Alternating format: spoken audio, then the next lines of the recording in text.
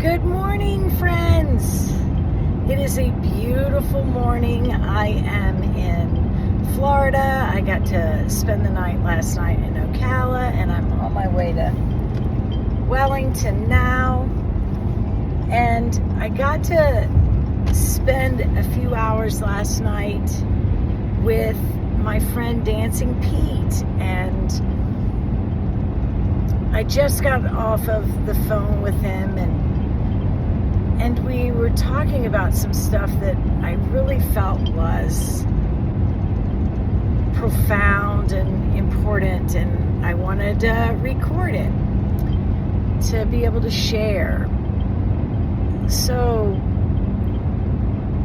Pete and I were talking about how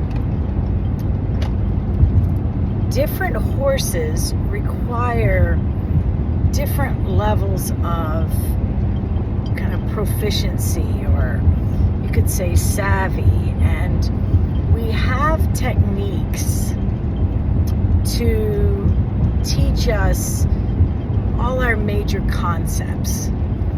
But once we get where we know how to operate the basic techniques, then we start using those techniques and those concepts to help teach the horse about those concepts. To me, every problem falls into one of these major holes. And I've been really working hard to be more efficient in the way that I evaluate horses and the way that I address their issues, because I realize horses only have so much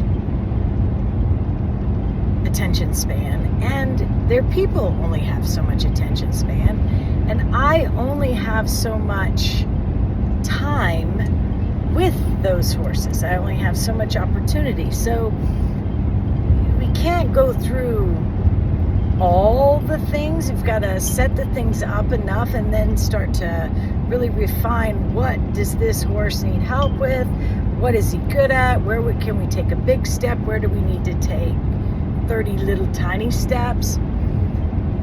So when I think about what are our big picture issues, well, we're trying to help the horses feel safe. We want them to be able to relax. We want them to offer for us to be the leader of our herd of two. We would like the horse to seek to solve our puzzles. And we really want the horse to honor our boundaries. So I've got a few main pieces. So boundaries, every technique that we have has boundaries. Every technique we have has a safe spot, has the answer. And we set every technique up as a puzzle for the horse to solve. So the puzzles have boundaries, and the puzzles have an answer, and that answer is a safe spot. And sometimes the safe spot is finding a place to be still. Sometimes the safe spot is moving beneath you. Safe spot could look really different depending upon what puzzle you're teaching.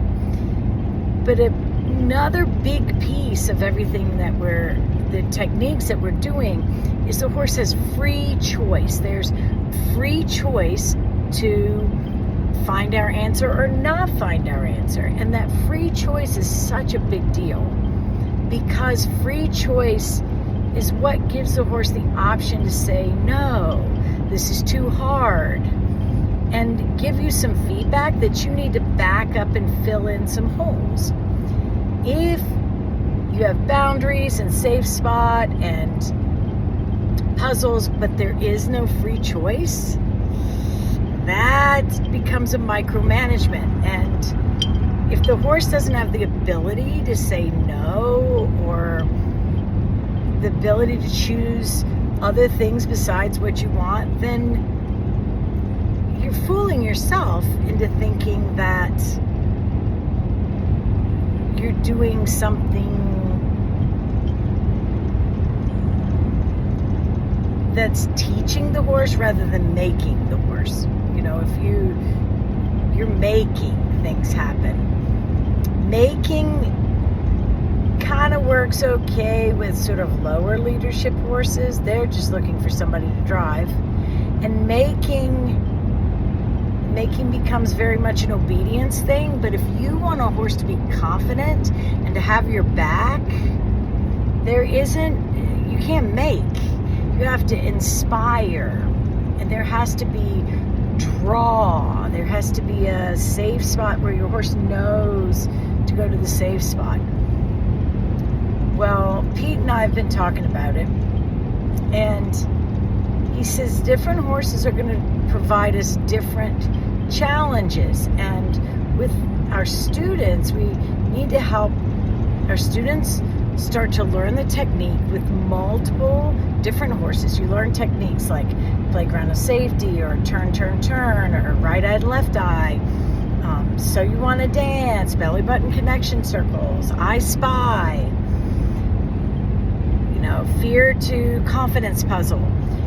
The more you can practice those techniques with different horses, then you will become more efficient using those techniques to help